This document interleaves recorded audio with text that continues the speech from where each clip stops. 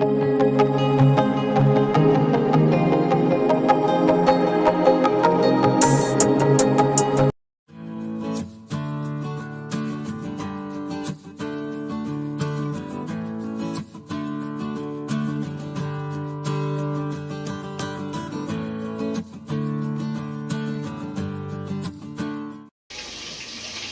বন্ধুরা, অন্নপূর্ণা রান্নাঘরে আপনাদের সবাইকে স্বাগত।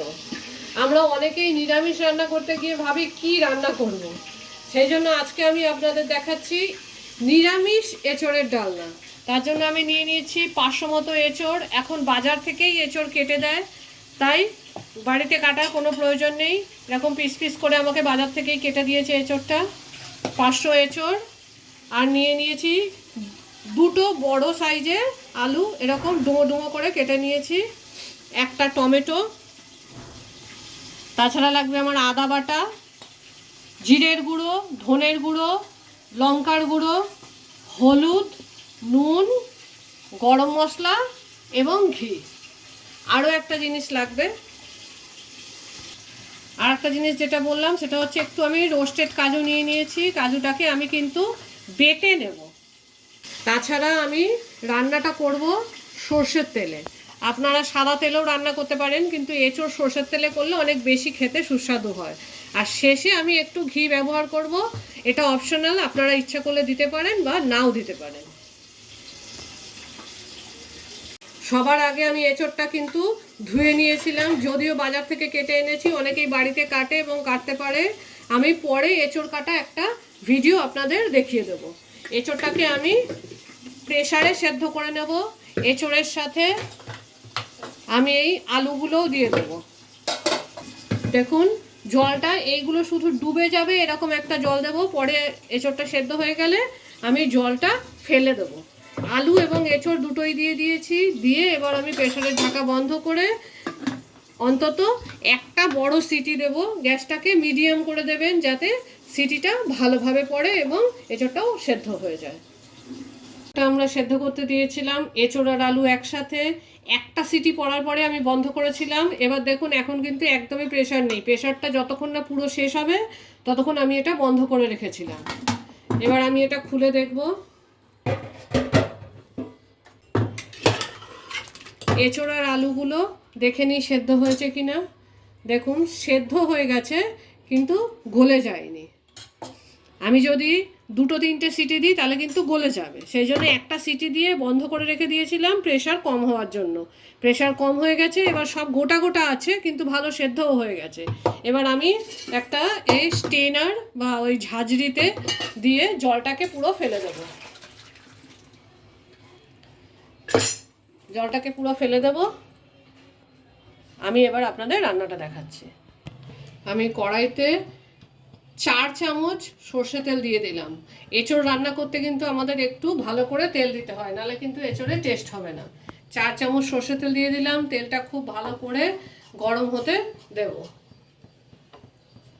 দেখুন আমার তেলটা কিন্তু খুব ভালোভাবে গরম হয়ে গেছে, ধোঁয়া বেরোচ্ছে। এবার আমি এতে দিয়ে দিচ্ছি দুটো তেজপাতা, ফোড়নের সামান্য একটু জিরে,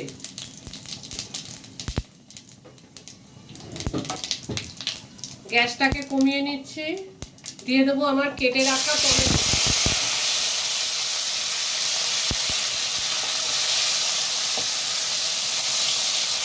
টমেটোটা একটু নাড়াচাড়া করে ভাজা করে নিতে হবে, একদম পুরো ভাজা না, শুধু একটু নাড়াচাড়া করে নিলেই হবে। এবার আমি দিয়ে দেব 1 টেবিল স্পুন আদা বাটা, 1/2 টেবিল স্পুন জিরের গুঁড়ো, 1 টেবিল স্পুন ধনের গুঁড়ো। যেহেতু আমরা এটা নিরামিষ রান্না করছি তাই কোনো রকম পেঁয়াজ রসুন ব্যবহার করছি না, এবং তাই লঙ্কার গুঁড়োটাও কিন্তু কম দিচ্ছি যাতে অতিরিক্ত ঝাল না হয়ে যায়। 1/2 টেবিল স্পুন লঙ্কার গুঁড়ো, স্বাদ মতো নুন, 1/2 টেবিল স্পুন হলুদ গুঁড়ো, সামান্য একটু জল দিয়ে দেবো। যেটা আমি সবসময় বলে থাকি যে মশলাগুলো সব গুঁড়ো, তাই একটুখানি সামান্য জল দিলে মশলাটা খুব ভালো কষা হয়।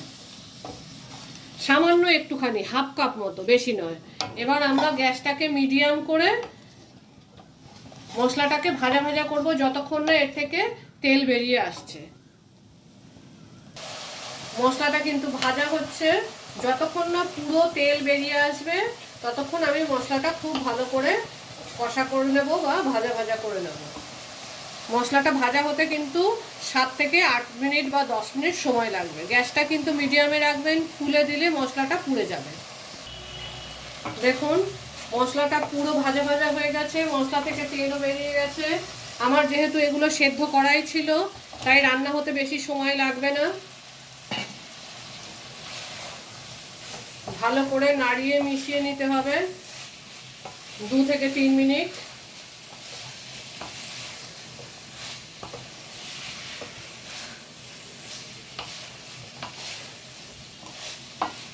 আমি একটু 2 মিনিট একে ঢাকা দিয়ে দিচ্ছি।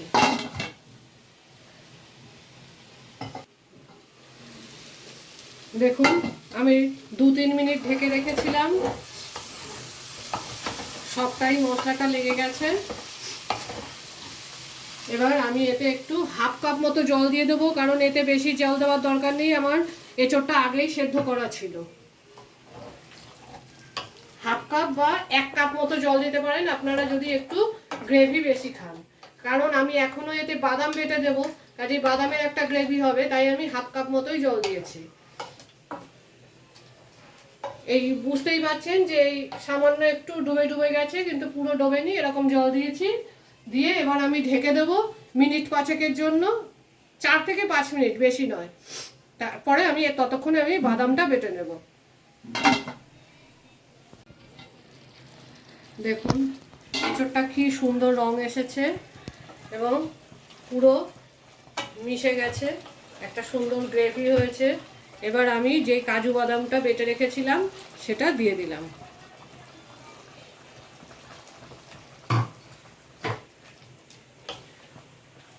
যেহেতু নিরামিষ এঁচোড় তাই আমি কাজু বাদাম বাটা দিলাম, কিন্তু যেটা আমরা চিংড়ি মাছ দিয়ে বা আদা পেঁয়াজ রসুন দিয়ে করি সেটাই কিন্তু বাদাম বাটা না দিলেও চলে। এবার আমি এতে দিয়ে দেবো 1 টেবিল স্পুন চিনি। আপনারা কিন্তু চিনিটা স্বাদ মতো দেবেন, অনেকেই কম খান বা অনেকেই বেশি খান, সেই হিসাবে দেবেন।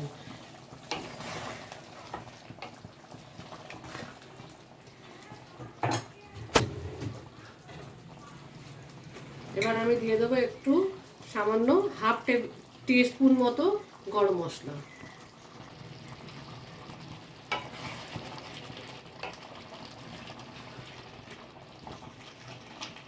আমাদের এঁচোড়ের ডালনা কিন্তু রেডি। খুব সুন্দর গন্ধ বেরিয়েছে, খেতেও খুব ভালো। এটা আপনারা পোলাও, ফ্রাইড রাইস, গরম ভাত বা রুটি, পরোটা সব কিছুর সাথেই খেতে পারেন। এটা খেতেও খুব ভালো হয় এবং সব কিছুর সাথে পরিবেশন করলে সবাই খুশিও হবে। এবং আমরা নিরামিষ রান্নায় এটা খুবই ভালোভাবে ব্যবহার করতে পারি। এবার আমি গ্যাসটা নিভিয়ে দিলাম। আমাদের এঁচোড়ের ডালনা রেডি। আমাদের এঁচোড়ের ডালনা রেডি। আমি গ্যাসটা পুরোপুরি নিভিয়ে দিয়েছি। আমি সব রান্নায় যেহেতু একটু ঘি ব্যবহার করি তাই একটু 1 টিস্পুন মতো ঘি দিচ্ছি। এটা অপশনাল, আপনারা চাইলে দিতে পারেন। ঘিয়ের গন্ধে কিন্তু রান্নার একটা সুন্দর গন্ধ আসে, সেই জন্য আমি বেশিরভাগ রান্নাতেই ঘি ব্যবহার করে থাকি।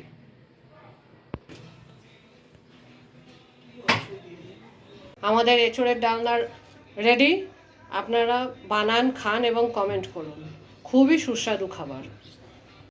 এই নিরামিষ ও সুস্বাদু এঁচোড়ের ডালনার রেসিপিটা যদি আপনাদের ভালো লেগে থাকে তাহলে আমাদের চ্যানেলকে লাইক, শেয়ার ও সাবস্ক্রাইব করুন, আর বেল আইকনটা প্রেস করে দিন যাতে আরও অনেক এরকম ভিডিওস আপনারা দেখতে পান। আর কমেন্ট করে আমাদের জানান আপনাদের কেমন লাগলো। Thank you for watching.